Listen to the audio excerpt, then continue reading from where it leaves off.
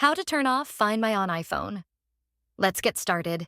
Whether you're selling your iPhone, giving it away, or just want to disable the feature for privacy reasons, I've got you covered with this easy step-by-step guide.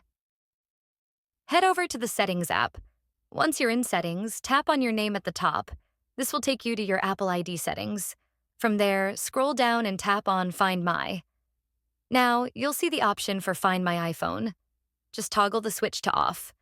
You'll be asked to enter your Apple ID password to confirm, so go ahead and type it in and tap Turn Off. And that's it. Find My iPhone is now disabled. Just keep in mind that turning off this feature will remove Activation Lock, which is a security measure designed to prevent anyone else from using your iPhone if it's lost or stolen. So, make sure to disable it before resetting, selling, or gifting your iPhone. If you found this video helpful, don't forget to hit the like button and subscribe. Thanks for watching.